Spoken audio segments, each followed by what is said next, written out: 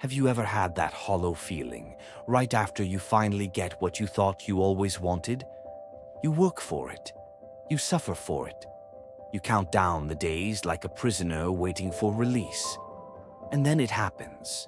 The promotion, the relationship, the money. And for a moment, it's beautiful, euphoric even. But then the silence creeps in, and you're left wondering, why do I still feel empty? You scroll, you distract, you buy more, you aim higher. But deep down, you know the truth. You are chasing something that was never meant to be caught. This video isn't about motivation.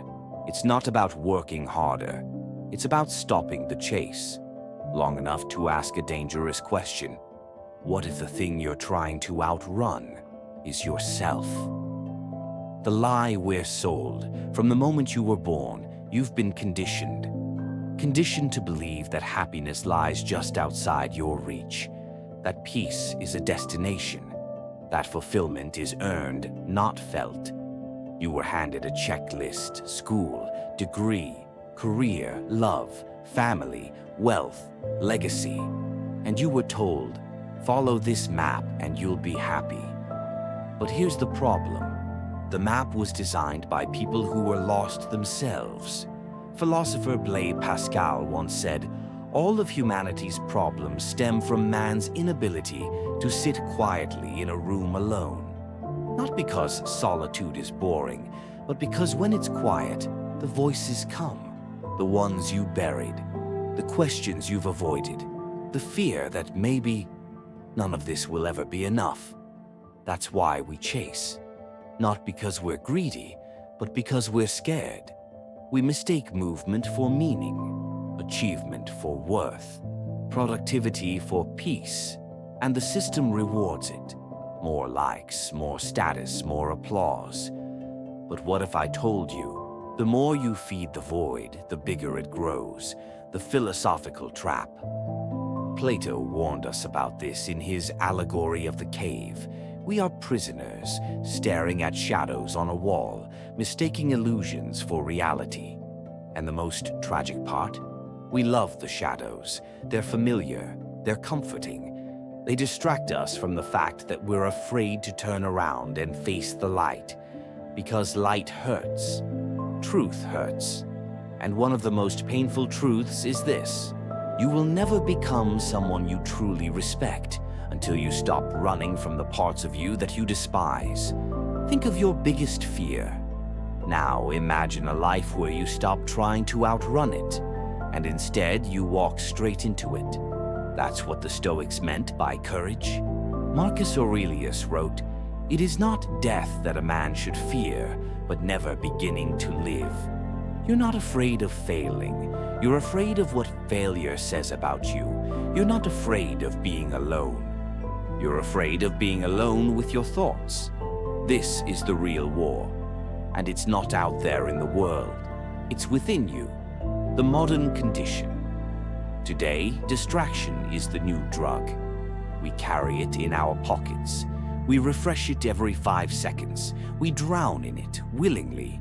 But distraction is not innocent. Every time you choose distraction over discomfort, you reinforce a dangerous belief that your inner world is not worth facing. Nietzsche wrote, "He who has a why to live can bear almost any how." But most people never find their why because they never get still enough to ask.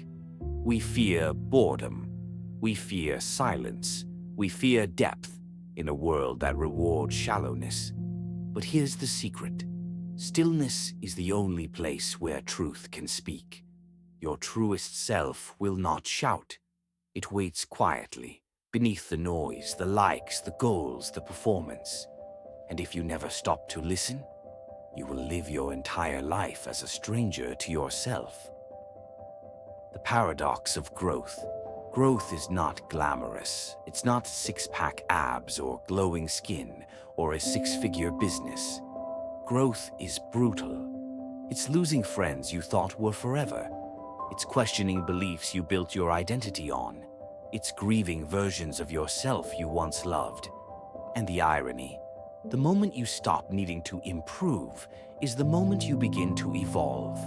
Because real transformation begins where ego ends. Dietrich Bonhoeffer, a theologian imprisoned and killed by the Nazis, once wrote, "When Christ calls a man, he bids him come and die. Not literally, but spiritually. Die to the ego, die to the mask, die to the lie. You want freedom? Then you must surrender. Not to others, but to truth. To the truth that your value was never in what you achieve. To the truth that your worth is not on the line every time you fail. To the truth that you are already whole. But wholeness is terrifying because it means there's nothing left to chase. A story you've lived before. Let me tell you a story. There once was a man who wandered the world in search of a treasure.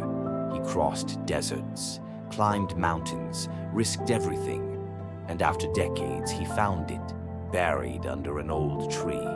But when he opened the chest, it was empty. Confused and angry, he returned home, only to find, carved beneath the floorboards of his childhood home, a single line. The treasure was never out there. You've lived this story. You are living it. You are the wanderer, the seeker, the one who thought peace was out there, only to realize it's been waiting within you this entire time. The uncomfortable truth. Here's the truth most people never want to hear. If your peace can be taken away, it was never real peace. If your identity is built on things that change, it was never really yours. Every external source of meaning is temporary. Your body will age. Your achievements will fade. Your relationships will shift. But what remains? Consciousness, awareness, presence. Not in a mystical, esoteric way, but in a real way. In the way a tree remains still through all seasons. In the way the sky holds both storms and sunshine without flinching.